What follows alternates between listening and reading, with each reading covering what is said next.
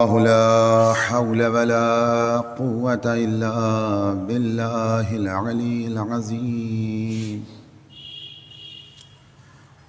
حسبنا الله ونعم الوكيل ونعم المولى ونعم النصير.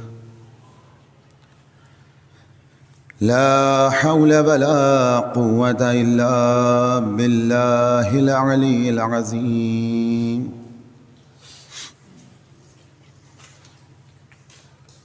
بسم الله الرحمن الرحيم. الحمد لله رب العالمين، والصلاة والسلام على سيد الأنبياء والمرسلين وخاتم النبيين سيدنا ومولانا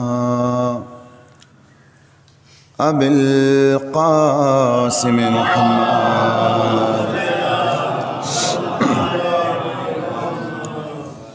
وآله الطيبين الطاهرين المعصومين المظلومين المنتجبين المنتخبين.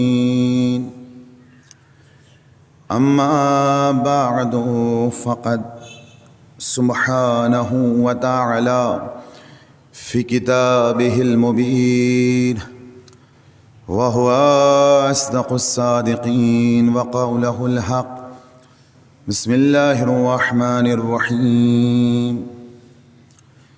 يا أيها الذين آمنوا ادخلوا في السلم كافة ولا تتبعوا خطوات الشيطان انه لکم عدو مبین. صلوات بھیجے محمد وعلی محمد.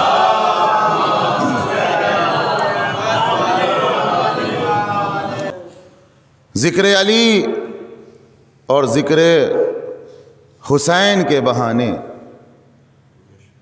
پھر سے ایک بار ہم آپس میں مل کے بیٹھے ہیں. یہ توفیق بھی خدا کی طرف سے ہوتی ہے. آپ ذرا سوچئے، یہ سوچنے کا مقام ہے کہ جانے والا دنیا سے چلا جاتا ہے عمر گزار کے، مگر کتنی بڑی نعمت ہمارے لیے فراہم کر کے جاتا ہے کہ جب جب اسے یاد کیا جائے گا، اس کی یاد میں امام حسین کی فرشزہ بچھائی جائے گی. اور اصل میں در حقیقت اپنے مولا کو یاد کرتے ہیں ہم، اس لیے کہ اگر غم کربلا نہ ہوتا تو پھر ہمارے لیے بہت مشکل تھا کہ ہم اپنے اعزاء و اقرباء کی جدائی کو برداشت کر پاتے. ہر انسان دنیا میں آیا ہے تو اسے جانا ہے. آہستہ آہستہ وقت گزرتا چلا جاتا ہے، اور اس لیے گزرتا ہے اس لیے کہ وقت کسی کے قبضے میں نہیں ہے. توجہ کیجئے گا، وقت کسی کے اختیار میں نہیں ہے، وقت پر کسی کا اختیار نہیں ہے، وقت کسی کے قبضے میں نہیں ہے. بے لگام گھوڑے کی طرح یہ وقت جو ہے آگے چلا جاتا ہے، اور کوئی انسان اس پر اختیار حاصل نہیں کر سکتا ہے، کوئی قبضہ نہیں کر سکتا. ہاں، جس کا وقت پر قبضہ ہو جائے اسے امام وقت کہتے ہیں. ایک صلوات بھیجے محمد وعلی محمد.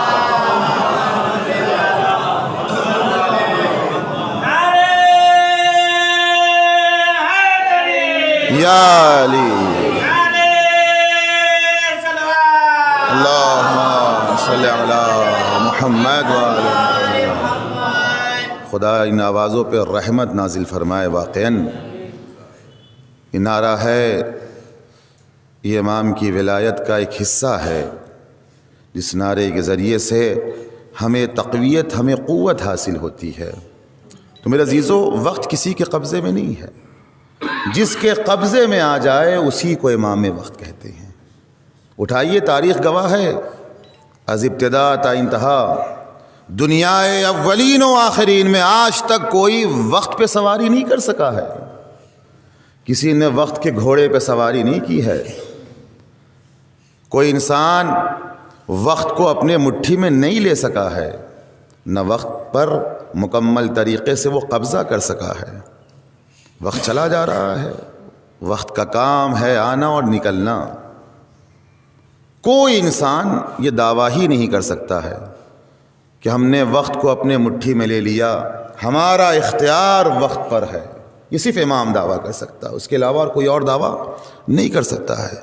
ہم گھڑیاں تو بدل سکتے ہیں مگر وقت نہیں بدل سکتے ہیں۔ ہمارے اختیار میں یہ ہے کہ ہم گھڑی چینج کر دیں، لیکن وقت چینج کرنا یہ ہمارے اختیار میں نہیں ہے میرے عزیزو۔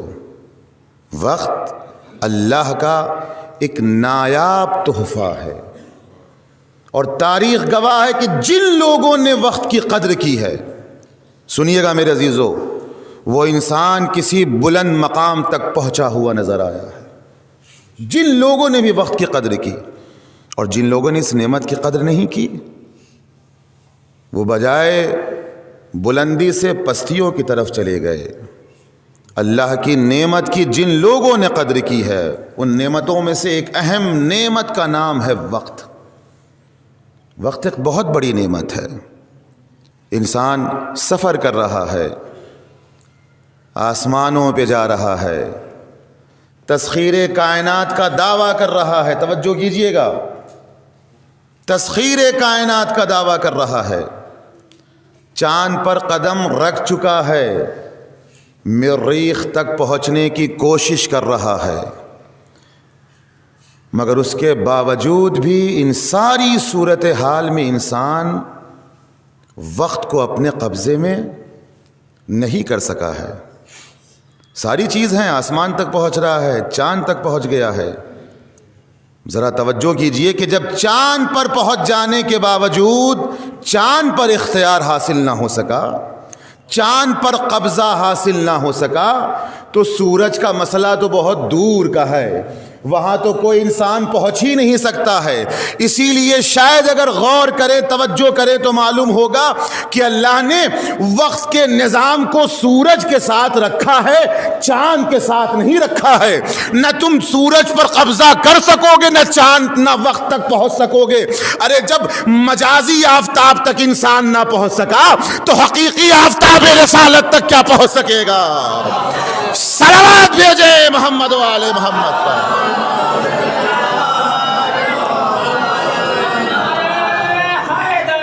یا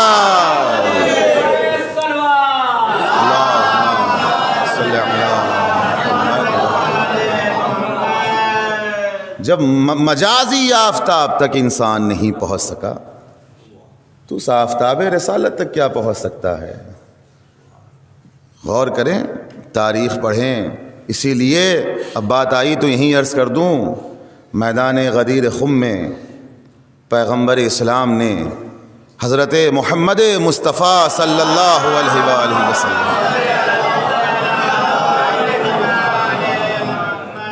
ایک انوکھا عمل انجام دیا ہے، اور وہ عمل کیا تھا؟ علی کو اس طریقے سے آگے کیا کہ خود پیچھے چھپ گئے۔ اور یہ عمل پیغمبر کا کوئی بھی عمل حکمت سے خالی نہیں ہوتا۔ کیوں؟ چونکہ میں کئی بار اور پہلے بھی بیان کر چکا ہوں، یہ معصومین مظہر ہیں، ائمہ معصومین پیغمبر اسلام مظہر ہیں۔ کس چیز کے مظہر؟ صفات الہیہ کے مظہر ہیں، یعنی انہی کی ذات ہے جہاں سے اللہ کے صفات دنیا تک پہنچتے ہیں۔ اور اللہ حکیم ہے، لہٰذا پیغمبر کا عمل بھی حکمت سے خالی نہیں ہوتا ہے۔ نام نہیں دیا کہ خود چھپ گئے علی کو آگے کر دیا، نہیں، بلکہ قرآن کی ایک عملی تفسیر دنیا کے سامنے پیش کی ہے۔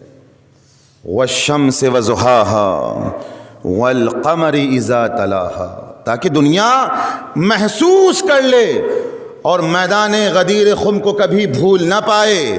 دنیا کو یہ منظر یاد رہے کہ علی کو اتنا آگے کیا اور پیغمبر خود اتنا پیچھے چھپ گئے، تاکہ دنیا سمجھ لے کہ ہمیشہ آفتاب رسالت کے بعد قمر امامت بلا فصل طلوع ہوتا ہے۔ صلوات بھیجے محمد و آل محمد پر۔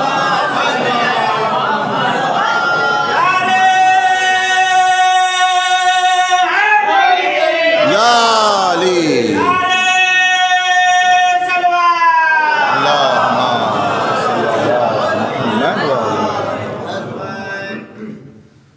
تو جب انسان آفتاب مجازی تک نہیں پہنچ سکتا ہے، اس کی طرف نگاہ نہیں اٹھا سکتا ہے، جی تو ذرا سوچئے کہ اس حقیقی آفتاب رسالت کا نور کیسا ہوگا، محسوس کریں ذرا۔ اللہم صلی علی محمد وعلی محمد۔ یا ایھا الذین آمنوا ادخلوا فی السلم کافہ، اے ایمان والو مکمل طریقے سے اسلام میں داخل ہو جاؤ، ادھورے طریقے سے نہیں، مکمل طریقے سے۔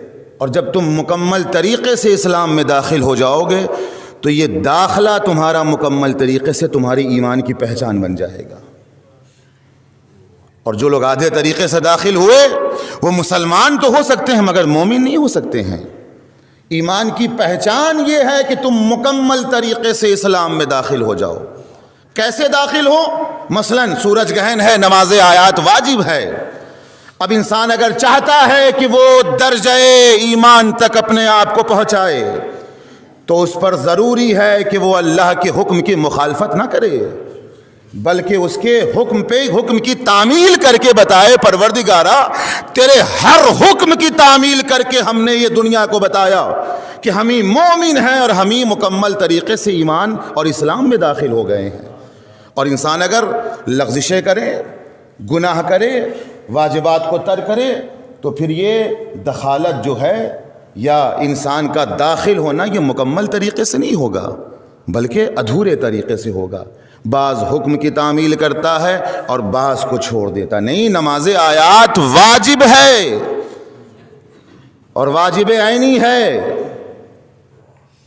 اور ایسا واجب ہے کہ اس کی قضا بھی ضروری ہے کہ اگر انسان کو بعد میں معلوم ہو کہ ہمارے گاؤں میں، ہمارے شہر میں آج سورج گرہن لگا تھا، چاہے وہ تھوڑی دیر کے لیے کیوں نہ ہو، اب بات آ گئی تو ضروری ہے، یہ فریضہ ہے میرا کہ میں عرض کروں، چاہے وہ کچھ لمحوں کے لیے کیوں نہ ہو، یہاں تک کہ حکم شرعی ہے کہ اگر اتنے دیر میں یا اتنے دیر کے لیے سورج گرہن یا چاند گرہن لگ رہا ہے کہ جس میں انسان صرف ایک رکعت نماز پڑھ سکتا ہے، تب بھی اس کا فریضہ ہے، واجب ہے کہ وہ نماز آیات کو پڑھے۔ اور اگر بعد میں معلوم ہو گیا تو اس کی قضا کرے مگر اس نماز کو چھوڑے نہیں۔ اتنی اہم نماز یہ واجب ہے۔ اور واجب عینی کا مطلب کیا ہوتا ہے؟ واجب عینی کا مطلب یہی ہوتا ہے کہ ہر انسان اپنے اعمال کو احسن طریقے سے انجام دے۔ یہ نہیں ہے والد صاحب نے پڑھ لیا تو ہم پہ سے ساقط ہو گئی، ہم نے پڑھ لیا تو میری والدہ پہ سا، نہیں، جو مکلف ہے، جو بالغ ہے، عاقل ہے، اس پر نماز آیات واجب ہے۔ اور یہی وہ چیز ہے کہ جب ہم مکمل طریقے سے ان اعمال کو انجام دیتے ہیں تو اس آیے کریمہ کے مصداق بن جاتے ہیں۔ ایمان والا تو وہی ہے، مومن تو وہی ہے جو مکمل طریقے سے اسلام میں داخل ہو جائے۔ یا ایھا الذین آمنوا ادخلوا فی السلم کافہ، اے ایمان والو مکمل طریقے سے اسلام میں داخل ہو جاؤ، مکمل طریقے سے۔ جی ایک لفظ ہے، قرآن کا لفظ ہے، مکمل طریقے سے اسلام میں داخل ہو جاؤ۔ ولا تتبعوا خطوات الشیطان، اور شیطانی اقدامات کی پیروی یا اتباع نہ کرنا۔ ایسا نہ ہو کہ تم اپنے آپ کو مسلمان تو کہہ رہے ہو مگر پیروی شیطان کی ہو رہی ہے۔ تم نے یہ تو کہہ دیا کہ ہم مسلمان ہیں، ہم مومن ہیں، ہم داخل ہو گئے مکمل طریقے سے، مگر پیروی ہو رہی ہے شیطان کی، تو خدا کو ایسا داخل ہونا پسند نہیں ہے۔ اگر اسلام میں داخل ہو رہے ہو تو مکمل طریقے سے داخل ہو۔ کیوں؟ انہ لکم عدو مبین، اس لیے کہ شیطان تمہارا کھلا ہوا دشمن ہے۔ اور جو کھلا ہوا دشمن ہو، جب دشمنی سامنے آ جائے تو مومن کی ذمہ داری یہ ہے کہ وہ اپنے دشمن کو پہچانے، اور جو دشمن کو نہ پہچانے پھر وہ مومن نہیں ہو سکتا ہے۔ ایک صلوات بھیجے محمد و آل محمد پر۔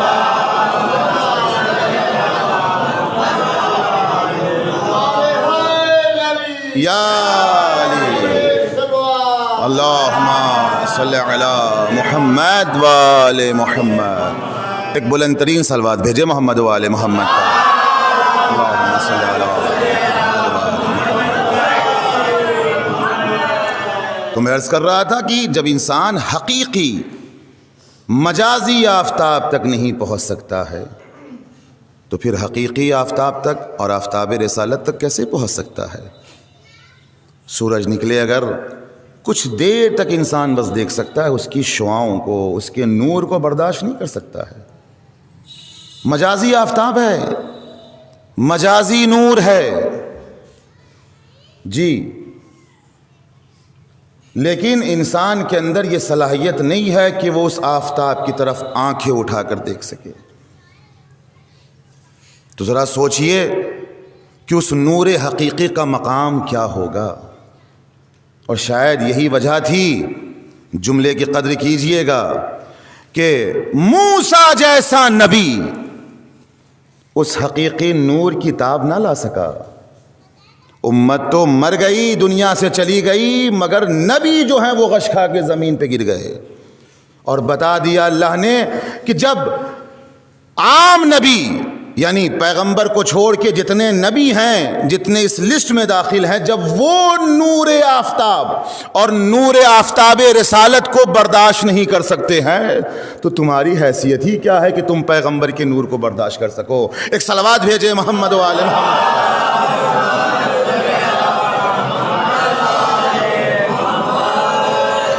تو انسان کبھی سورج تک نہیں پہنچ سکتا، کوشش بھی نہیں کر سکتا ہے، اور اگر کرے گا تو جل کے راکھ ہو جائے گا۔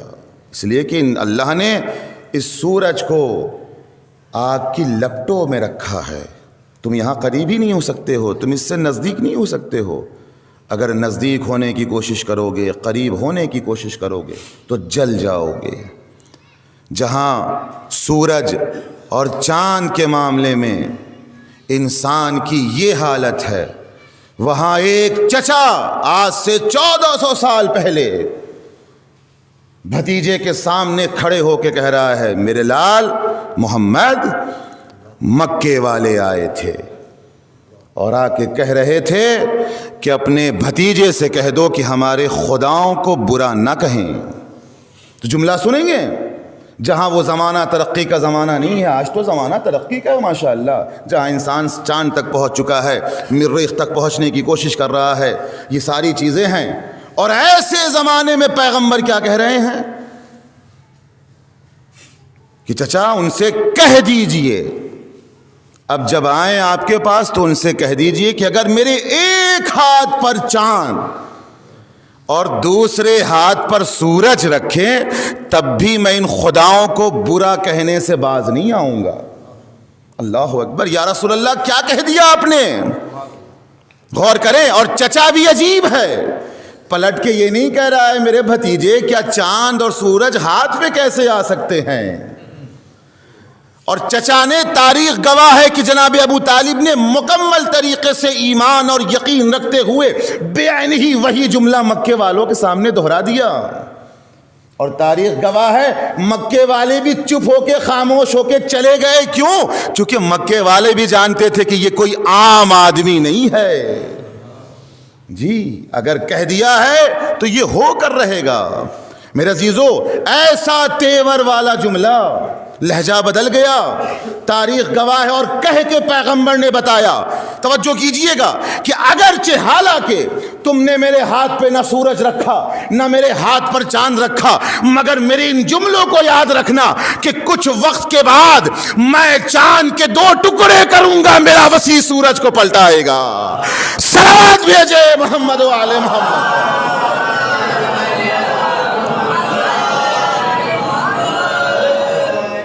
میں چاند کے 2 ٹکڑے کروں گا اور میرا وسیع سورج کو پلٹائے گا۔ غور کریں، پیغمبر کا جملہ ہے، حالانکہ میرے عزیزو صاحبان عقل و فہم ہیں، یہاں بیٹھے ہیں، وہ غور کریں، یہ ایک لمحہ فکریہ ہے کہ اگر خدا چاہتا، اور یقیناً وہ قادر مطلق ہے، اور یہ قدرت صرف ادھر نہیں تھی بلکہ ادھر بھی پائی جاتی تھی، اگر وہ چاہتا تو یہ دونوں کام ایک ہی ہاتھ سے کروا سکتا تھا، بھائی ایک ہی ہاتھ سورج کو پلٹاتے اور ایک ہی ہاتھ چاند کے 2 ٹکڑے کرتے، مگر یہ 2 کام الگ الگ 2 ہاتھوں سے کیوں کروایا؟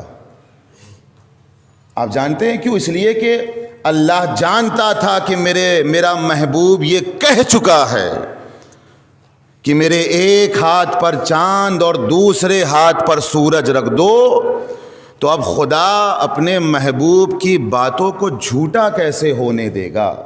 ذرا سوچئے، چاند اور سورج کے معجزوں نے بتایا ہے کہ جب 2 ہاتھ آپس میں ملے ہیں تب جا کے محمد اور علی بنے ہیں۔ صلوات بھیجے محمد و آل محمد پر۔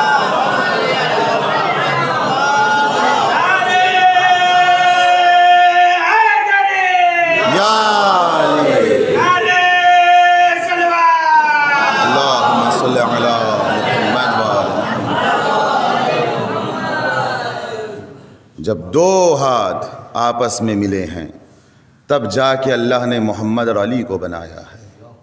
جی، میرے ایک ہاتھ پر چاند اور دوسرے ہاتھ پر سورج رکھ دیا جائے۔ اچھا، ایک کام کی بات کہوں، غور کریں، ہمارے پاس بھی 2 ہاتھ ہیں۔ اگر ایک وزن کی 2 چیزیں، مثلاً ایک ہی وزن ہو اور 2 چیزیں ہمارے ہاتھ پہ رکھا جائے تو کیا بیلنس رہے گا؟ توجہ کیجیے گا، نہیں، اس کا بیلنس کچھ اور ہے، اس کا کچھ اور ہے۔ جو کام یہ ہاتھ کر سکتا ہے وہ کام یہ ہاتھ نہیں کر سکتا ہے۔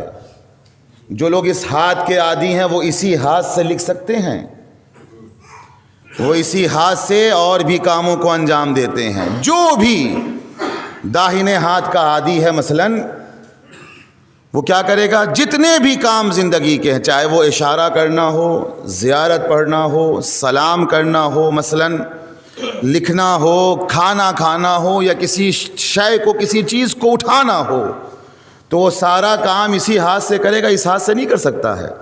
دنیا میں بہت کم ایسے لوگ ملیں گے جن کے دونوں ہاتھوں کا بیلنس ایک طریقے کا ہو، اور یہ کام صرف نبی کر سکتا ہے، معصوم کر سکتا ہے، کوئی اور نہیں کر سکتا ہے۔ ذمہ داری کے ساتھ کہہ رہا ہوں، آپ کسی بچے کے ہاتھ میں قلم پکڑا دیجئے، اچھا بچوں کو چھوڑی، کسی بڑے کے ہاتھ میں قلم پکڑا دیجئے، ان سے کہیے کہ لکھیں، تو بھائی اگر سیدھا ہاتھ چلتا ہے تو وہ سیدھے ہاتھ سے لکھے گا۔ قلم لے کے اس ہاتھ میں دے دیجئے، اس ہاتھ سے لکھیے، وہ اس ہاتھ سے تو لکھ سکتا ہے مگر اس ہاتھ سے نہیں لکھ سکتا۔ اور جو پیدائشی لیفٹی ہیں وہ پھر اسی ہاتھ سے لکھ سکتے ہیں، وہ اس ہاتھ سے نہیں لکھ سکتے ہیں۔ توجہ کیجئے گا میرے عزیزو، وہ اس ہاتھ سے لکھ سکتے ہیں مگر اس ہاتھ سے نہیں لکھ سکتے ہیں۔ لیکن یہ عام انسانوں کی گفتگو ہو رہی ہے۔ اس کا مطلب یہ ہے کہ سنت الہی یہ ہے کہ خدا ایک ہاتھ میں قوت دیتا ہے، دونوں ہاتھ میں نہیں دیتا ہے۔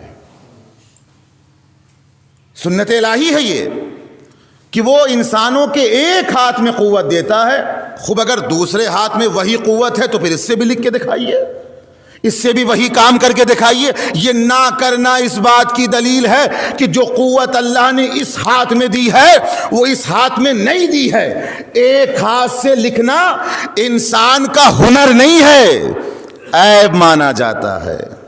توجہ کیجئے گا، ایک ہاتھ سے لکھنا انسان کا ہنر نہیں ہے، یہ عیب مانا جاتا ہے۔ اور خدا نے انسانوں کے اندر عیب رکھ کے بتایا کہ کبھی تم عصمت کا دعویٰ نہ کر دو، معصوم اور ہوتا ہے، تم اور ہوتے ہو۔ راوی کہتا ہے میں امام کی خدمت میں پہنچا، چھٹے امام جعفر صادق علیہ السلام،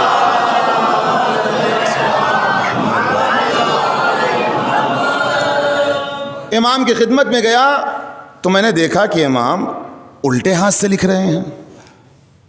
میں نے کہا مولا آپ الٹے ہاتھ سے لکھ رہے ہیں؟ امام مسکرائے، امام نے کہا لو میں سیدھے ہاتھ سے لکھ رہا ہوں۔ پھر امام نے سیدھے ہاتھ سے لکھنا شروع کر دیا۔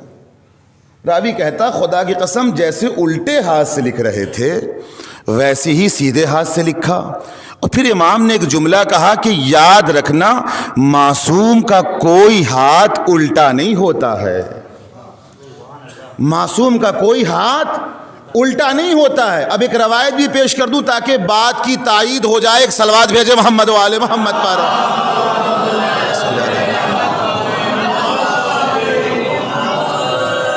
پیغمبر اسلام مسجد نبوی میں خطبہ دے رہے ہیں اور خطبہ واعظ و نصیحت کر رہے ہیں۔ واعظ و نصیحت کرتے کرتے مسجد بھری ہے ماشاءاللہ، چاہنے والے ہیں، صحابہ کرام ہیں، اور علی جیسا انسان بھی بیٹھا ہے سب سے قریب۔ پیغمبر نے جب دیکھا کہ مجمع مکمل طریقے سے آ چکا ہے تو واعظ و نصیحت کو روکا اور روک کر ایک سوال کیا کہ تم میں کون ایسا انسان ہے اتنے بڑے مجمع میں جو میرے ہاتھ کو تشبیہ دے سکے؟ سنیے گا میرے عزیزو، جو میرے ہاتھ کو تشبیہ دے سکے، شباہت دے سکے کہ میرا ہاتھ کیسا ہے۔ ایک معصوم سوال کر رہا ہے اور دوسرے معصوم نے جواب دے کے دنیا کو صبح قیامت تک کے لیے بتایا کہ معصوم کا کوئی ہاتھ الٹا نہیں ہوتا ہے۔ لوگ کھڑے ہوتے چلے گئے، جواب دیتے چلے گئے۔ ایک صلوات بھیجے محمد و آل محمد پر، اللہم صلی علی محمد و آل محمد۔ یہ ٹھنڈک بہت ہے، اگر بلند صلوات بھیجیے گا تو اور گرمی آئے گی۔ اللہم صلی علی محمد و آل محمد وعجل فرجہم۔ معصوم کا کوئی ہاتھ الٹا نہیں ہوتا ہے۔ پیغمبر نے پوچھا، چاہنے والے کھڑے ہو گئے۔ کسی نے کہا یا رسول اللہ گلاب سے زیادہ معطر ہے آپ کا ہاتھ۔ اچھا مجھے بتائیے، کوئی اگر ہمارے ہاتھوں کی ایسی تشبیہ دے تو کیا ہم کہیں گے یہ تم غلط بیانی سے کام لے رہے ہو، غلط بول رہے ہو، یہ تشبیہ ناقص ہے؟ بھئی ہم اور خوش ہوں گے۔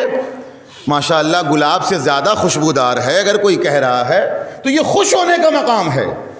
مگر چونکہ پیغمبر کو درس حقیقی دینا ہے، دنیا تک ایک میسج پہنچانا ہے، پیغمبر نے کہا تمہاری تشبیہ ناقص ہے، بیٹھ جاؤ۔ دوسرے نے اجازت لی، وہ بھی کھڑا ہوا، یا رسول اللہ اجازت ہو تو میں بیان کروں آپ کا ہاتھ کیسا ہے؟ کہا بیان کرو۔ اس نے کہا کافور سے زیادہ نرم ہے، کافور سے زیادہ نرم ہے۔ پیغمبر نے پھر کہا تشبیہ ناقص ہے، بیٹھ جاؤ۔ تیسرا بھی کھڑا ہوا، اس نے بھی اپنی قسمت کو آزمایا، یا رسول اللہ آپ کا ہاتھ سورج سے زیادہ چمکدار ہے۔ دیکھ کتنی اچھی تشبیہ دی جا رہی ہیں، مگر پیغمبر سب کو ناقص کر رہے ہیں۔ یا رسول اللہ اب اس سے بہتر تشبیہ کیا ہو سکتی ہے؟ گلاب سے زیادہ معطر بتایا جا رہا ہے، کافور سے زیادہ نرم بتایا جا رہا ہے، سورج سے زیادہ چمکدار بتایا جا رہا ہے، مگر سب کو خاموش کر رہے ہیں کہ بیٹھ جاؤ، تشبیہ ناقص ہے۔ سب نے قسمت کو آزمایا، بچ گئے علی۔ یا رسول اللہ اجازت ہے کہ میں بھی بیان کروں؟ علی تم ہی تو ہو جو بیان کر سکتے ہو، معصوم کا ہاتھ معصوم ہی بتا سکتا ہے۔ علی کھڑے ہو گئے اور ایک عجیب جسے کہا جائے فلسفی والا جواب دیا، جس کو سمجھنے کے لیے خدا کی قسم پوری تاریخ بشریت کا مطالعہ کرنا ضروری ہے۔ مولائے کائنات کھڑے ہوئے اور کھڑے ہونے کے بعد کہتے ہیں یا رسول اللہ آپ کا بایاں ہاتھ ویسا ہی ہے جیسا آپ کا دایاں ہاتھ ہے۔ ارے جو ہاتھ کو نہ پہچان پایا وہ نبی کو کیا پہچان سکتا ہے؟ صلوات بھیجے محمد و آل محمد پر۔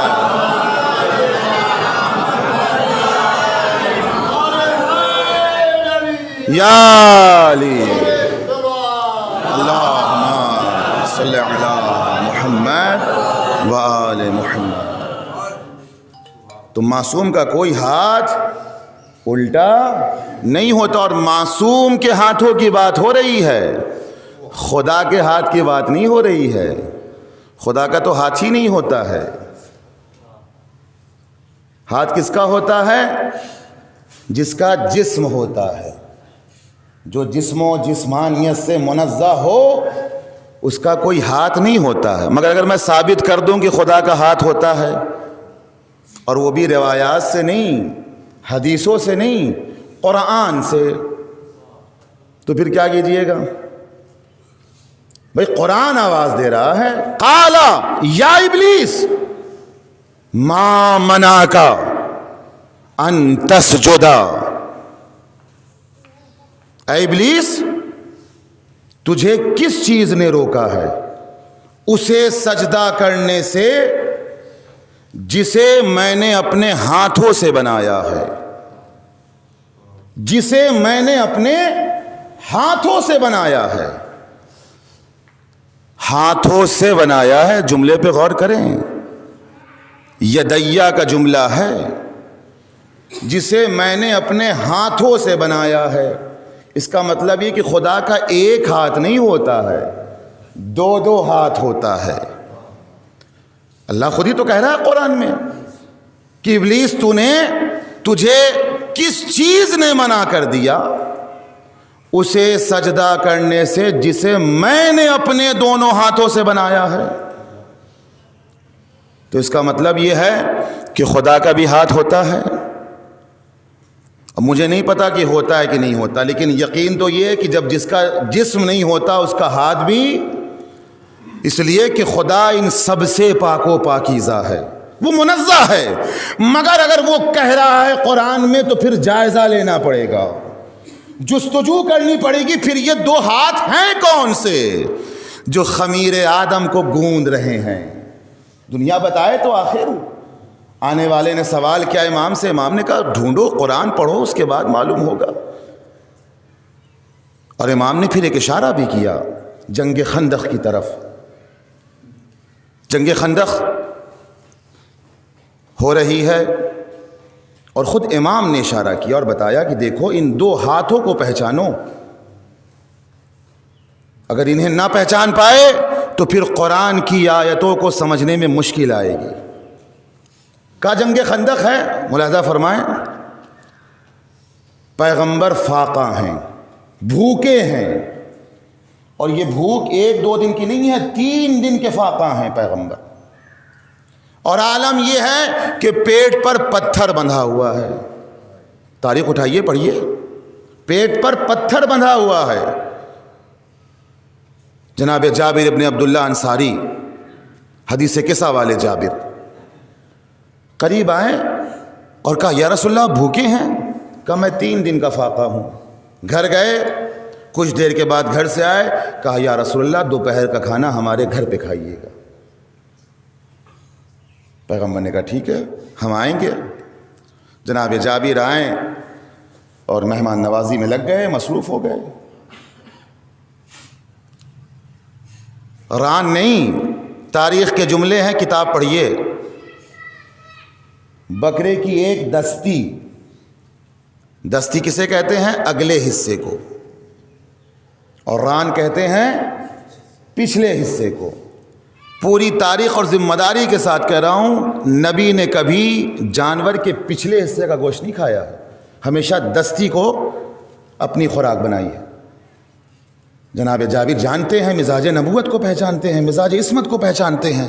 ایک دستی لیا، آمادہ کیا، سالن آمادہ ہوا، اور تاریخ کے یہی جملے ہیں، تقریباً 3 سا آٹا، تقریباً کتنا ہوتا ہے آپ دیکھیے، بہت زیادہ، اگر اس ایک دستی میں جس کا وزن 2 سے 3 کلو ہوتا ہے، توجہ کیجئے گا تب لطف آئے گا یہ 2 ہاتھ کون سے ہیں، ان کی برکت کیا ہے۔ اس ایک دستی کا وزن کیا ہوتا ہے؟ چونکہ مولانا کو یہ پڑھنا ہے لہٰذا میں بہت جلدی اپنی باتوں کو ختم کر رہا ہوں۔ 2 یا 3 کلو بہت زیادہ، اور اس مختصر سے غذا میں، کھانا میں کتنا لوگ کھانا کھائیں گے؟ اس غذا میں بہت زیادہ 15 سے 20 لوگ۔ کھانا آمادہ ہوا، جابر میں آئے، یا رسول اللہ چلیے۔ کہا جابر یہ جو 700 افراد ہیں انہیں بھی کہو، انہیں دعوت دو کہ میرے ساتھ تمہارے گھر چلیں۔ تو ہوش اڑ گئے جابر کے، کہاں 15-20 آدمی کا کھانا اور کہاں 700 افراد۔ لیکن میرے عزیزو، جابر کوئی معمولی انسان نہیں ہے۔ ایمان جتنا بڑھتا چلا جاتا انسان مکمل ہوتا چلا جاتا ہے۔ ایک صلوات بھیجے محمد و آل محمد پر۔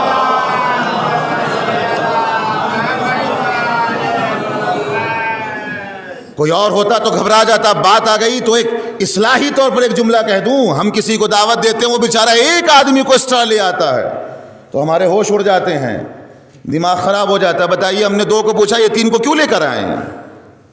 انسان اندر اندر غصہ ہوتا ہے. کیوں؟ چونکہ ہمارے پاس ایمان نہیں ہے. آنے والا اگر بھوکا ہے, گھر پہ آ کے ہمارے کھانا کھا رہا ہے, اور اللہ شکر کرو کہ خدا نے تمہیں اس کام کے لیے وسیلہ بنایا ہے, ذریعہ بنایا, ورنہ اس کی خوراک تو کہیں اور سے بھی مل سکتی تھی. پھر یہ ناراض ہونے کا موقع نہیں ہے, یہ تو سجدہ شکر ادا کرنے کا موقع ہے کہ خدا نے تمہارا گھر اس لائق بنایا کہ کوئی تمہارے دروازے پہ آ کے سیر ہو کے جا رہا ہے. میرے عزیزو, لیکن یہ جابر ہیں, ایمان مکمل ہے, نہ چو کیا نہ چرا کیا, کچھ نہیں. جابر دعوت دو, سب سے کہو میرے ساتھ تمہارے گھر چلے. جناب جابر نے کچھ نہیں کہا, مگر پیغمبر مزاج کو پہچانتے ہیں. پیغمبر سمجھ گئے کہ جابر حیران ہیں. 700 افراد, آگے آگے ترتیب کیا ہے, پیغمبر پیچھے پیچھے علی, اور بقیہ 700 افراد کس کے گھر آئے؟ جابر کے گھر آئے. توجہ کیجئے گا, صرف تمہارے گھر کے اندر میں جاؤں گا اور میرا وصی علی جائے گا, اور یہ 700 افراد باہر رہیں گے. جابر پیغمبر علی کو گھر کے اندر لے کے گئے, دسترخوان بچھایا, سالن آیا, کہا روٹی بھی لاؤ. روٹی آئی, یا رسول اللہ کیا کر رہے ہیں آپ, یا تو بیچاروں کو لاتے نہیں, اور اگر لا کے باہر کھڑا کر دیا تو آپ کو پتہ نہیں ہے کہ باہر کھڑے جو ہیں کیسے کیسے مزاج کو رکھتے ہیں. کہیں کل تاریخ میں یہ نہ لکھ دے دونوں بھائی نے تو غذا کھا لی مگر ہم سب بھوکے رہ گئے. لیکن چونکہ پیغمبر ہیں, جانتے ہیں اور حکمت سے کام لیتے ہیں, کیا کرنا ہے, کس طریقے سے عمل کو انجام دینا ہے. روٹی آئی, روٹی کو توڑنا شروع کیا, جس کو عربی میں حشمہ کہتے ہیں. کیا کہتے ہیں؟ حشمہ. بڑی ہے سے نہیں, چھوٹی ہے سے, چھوٹی ہے شین میم. اور یہ کس کے دادا کی ایجاد ہے یہ عمل؟ یہ پیغمبر کے دادا کی ایجاد ہے, اسی لیے ان کو ہاشم کہا جاتا ہے. یہ روٹی کے توڑنے والا عمل جو ہے وہ پیغمبر کے دادا کی ایجاد ہے. پیغمبر نے حشمہ کرنا شروع کیا, یعنی روٹیوں کو توڑنا شروع کیا. روٹی توڑ دیا, آستینیں اٹھائی, علی تم سامنے بیٹھ جاؤ, آستینیں تم بھی اٹھا لو. ادھر علی, ادھر پیغمبر, بیچ میں دسترخوان ہے. کھانا کتنا ہے؟ 15 سے 20 لوگوں کا. اور پیغمبر نے کیا کیا؟ دونوں ہاتھوں سے گوندنا شروع کیا. علی تم بھی گوندو.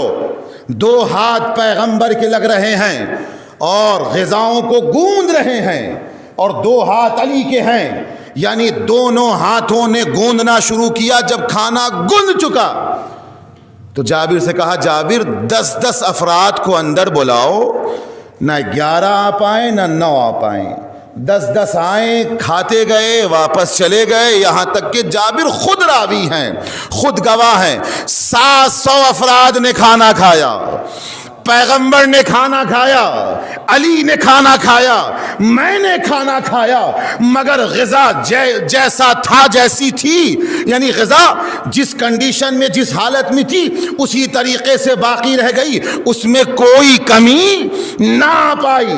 عجب نہیں کہ پیغمبر نے بتایا کہ میرا اور علی کا ہاتھ جس شے میں لگ جائے وہ شے باعث برکت ہو جاتی ہے. جابر سے یہ روایت منسوب ہوئی. راوی نے آ کے امام سے پوچھا, مولا ذرا یہ تو بتا دیجئے پھر وہ 2 ہاتھ کون سے تھے جنہوں نے خمیر آدم کو گوندھا؟ امام نے کہا, خود محسوس کر لو, وہاں غذا تھی تو غذا ختم نہ ہو پائی, سب نے کھانا کھا لیا. یہ خمیر آدم کی اتنی برکت تھی, نسل آدم آج کیا صبح قیامت تک باقی ہے. صلوات بھیجے محمد و آل محمد پر.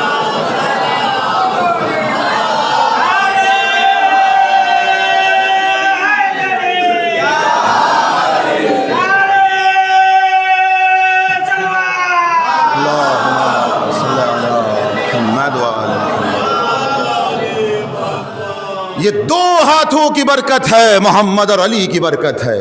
یہ 2 ہاتھ جہاں لگ جاتے ہیں وہ شے باعث برکت ہو جاتی ہے. اب ایک اہم جملہ، قیمتی جملہ انشاءاللہ رائے گاہ نہ جانے پائے، اور بس اس کے بعد ربط مصائب. 2 ہاتھ کا تذکرہ ہوا ہے. ذرا سوچئے ان 2 ہاتھوں میں اتنی برکت ہے کہ جس شے میں یہ ہاتھ لگ جاتے ہیں وہ شے باعث برکت ہو جاتی ہیں. تو ذرا سوچئے جب ہاتھ میں اتنی برکت ہے تو جسم میں کتنی برکت ہوگی. ملاحظہ کیجئے گا، جب جسم میں اتنی برکت ہے تو کل میں کتنی برکت ہوگی. اب خود محسوس کرے کہ یہ باعث برکت والا وجود جس کی آغوش میں پلا ہوگا وہ آغوش کتنی برکت والی ہوگی. صلوات بھیجے محمد و آل محمد پر.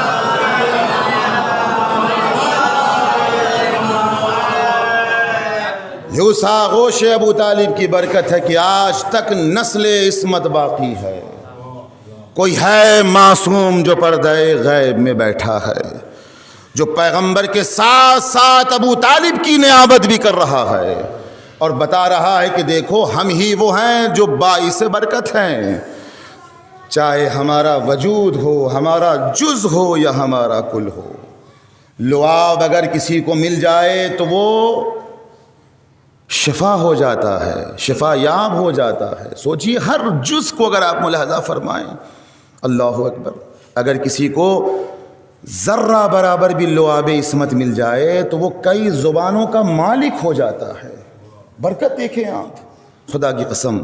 لیکن اتنی برکت والی ہستیاں، چاہے وہ جناب ابو طالب سے یا ان ما قبل سے لے کر آج تک کی آپ تاریخ کو ملاحظہ فرمائیں کہ جن کا وجود ہمارے لیے باعث برکت ہے. اور اتنا برکت میں آپ کو بتاؤں، اتنا برکت ہے کہ اگر ہم اور آپ زندہ ہیں تو یہ اسی وجود کی برکت ہے کہ ہم زندہ ہیں، جو اسی روئے زمین پر کہیں پردہ غیب میں ہے، جسے ہماری نگاہیں نہیں دیکھ سکتی مگر وہ ہمیں دیکھتا ہے. اگر اس وجود بابرکت کو دنیا سے اٹھا لیا جائے تو یہ دنیا ختم ہو جائے، یہ انسان فنا ہو جائے. یہ اسی آخری امام کی برکت ہے کہ ہم دنیا میں عزت و آبرو کے ساتھ زندگی گزار رہے ہیں.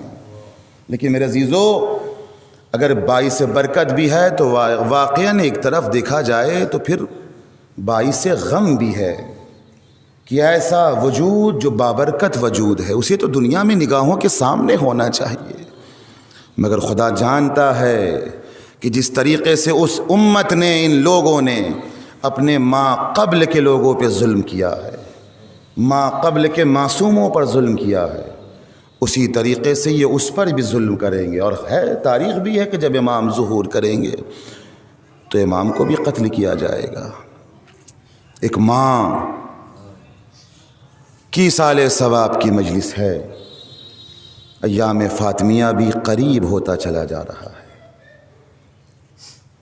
میرے عزیزو، واقعاً جناب زہرا کا وجود مقدس بی بی کا کتنا باعث برکت ہے، جس کے لیے خود 11ویں امام کہہ رہے ہیں کہ ہم تمام لوگوں پر خدا کی طرف سے حجت ہیں اور ایسی ہستیوں پر ہماری جدہ ماجدہ حجت ہیں. سوچئے کہ جناب زہرا کا وجود کتنا باعث برکت ہوگا، مگر کیا کیا؟ ایسی بی بی کو تازیانے لگائے گئے، دروازہ جلتا ہوا دروازہ گرایا گیا. میرے عزیزو، خدا کی قسم، ایک ماں کی حیثیت سے اگر انسان کو مصائب دیکھنا ہے، ایک زوجہ کی حیثیت سے اگر مصائب دیکھنا ہے، اور ایک بیٹی کی حیثیت سے اگر مصائب دیکھنا ہے تو پھر زہرا کے وجود مقدس کو دیکھے. 18 سال کا سن، مجھے انصاف سے بتائیں، یہ سن تو بہت معمولی سا سن ہوتا ہے جہاں سے زندگی اب شروع ہوتی ہے، مگر زہرا کی زندگی اس عمر پہ آ کے ختم ہو رہی ہے. اللہ اکبر، 18 سال کی عمر، اور مصائب کیا ہیں کہ ایسی بابرکت بیوی، ایسی بابرکت بیٹی، ایسی بابرکت ماں اپنے دہنے مبارک سے یہ کہہ رہی ہے باپ کی شہادت کے بعد، باپ کی وفات کے بعد، بابا صبت علیہ مصائب اللہ، اے بابا آپ کے بعد مجھ پر وہ مصائب پڑے کہ اگر یہ دن کے اجالے پہ پڑتے تو دن کے اجالے رات کی تاریکی میں بدل جاتے۔ بی بی کیا ظلم ہو گیا؟ تاریخ پڑھیے معلوم ہوگا۔ دروازہ گر جانے کے بعد، دو روایت ہے نا، یا 75 دن والی یا 95 دن والی۔ علی خود گواہ ہیں، علی سے بڑا گواہ کون ہو سکتا ہے؟ علی نے خود تائید کی ہے کہ دروازہ گرنے کے بعد میں نے زہرا کو کبھی بستر پہ آرام کرتے ہوئے نہیں دیکھا۔ رات جب ہوتی تھی تو زہرا دیوار کا ٹیک لگا کے آرام کرتی تھی، مگر کبھی علی سے کھل نہ سکی۔ یا علی، زہرا کی ساری پسلیاں ٹوٹ گئی۔ اللہ اکبر، جزاکم ربکم خیر الجزا۔ خدا آپ کو کسی غم میں نہ رلائے سوائے غم حسین کے۔ میرے عزیزو، مگر یہ راز کب کھلا؟ علی نے کب دیکھا؟ جب علی گئے غسل دینے کے لیے، بچوں سے کہا دیکھو آہستہ گریا کرنا، کہیں ایسا نہ ہو تمہاری آواز گریا غیروں کے کانوں تک پہنچ جائے۔ تمہاری ماں کی وصیت ہے میرا جنازہ رات میں اٹھانا۔ اے علی، تم مجھے غسل دینا مگر رات میں غسل دینا۔ ایک جملہ کہوں گا، بس آخری جملہ، مجلس تمام ہے۔ اے بی بی، وصیت تو آپ کی سمجھ میں آ رہی ہے۔ اے شہزادی، یہ رات میں دفن کرنے کی وصیت سمجھ میں آ گئی تاکہ وہ آپ کے جنازے میں شامل نہ ہو جن سے آپ ناراض ہیں، مگر یہ رات میں غسل کرنے کی وصیت کا کیا معنی رکھتا ہے؟ عجب نہیں سیدہ کی آواز آئے، تمہیں نہیں پتا ارے میرا علی پہلے سے بہت ٹوٹا ہے، میں نہیں چاہتی میری ٹوٹی پسلیوں پر علی کی نگاہ پڑے۔ اے بی بی، رات کی تاریکی میں بھی علی نے اس منظر کو دیکھا جو علی کو نہ دیکھنا چاہیے۔ واہ سیدہ، واہ زہرا، واہ محمدہ، واہ علیہ، وسيعلم الذين ظلموا أي منقلبون ينقلبون، إنا لله وإنا إليه راجعون، رضا بقضائه وتسليما لأمره۔ بسم الله الرحمن الرحيم۔ اللهم كن لوليك الحجة ابن الحسن صلواتك عليه وعلى آبائه في هذه الساعة وفي كل ساعة وليا وحافظا وقائدا وناصرا ودليلا وعينا حتى تسكنه أرضك طوعا وتمتعه فيها طويلا۔ اللهم صل على محمد وآل محمد۔ گزارش ایک مرتبہ سورہ الحمد اور 3 مرتبہ سورہ اخلاص کی تلاوت فرما کر مرحومہ و مغفورہ سامنہ بی بی بنت منیر خان صاحب کی روح کو اصالِ ثواب فرما دیں۔ اللہم صلی علی محمد، اللہم صلی علی محمد۔ بسم اللہ الرحمن الرحیم، الحمد للہ رب العالمین الرحمن الرحیم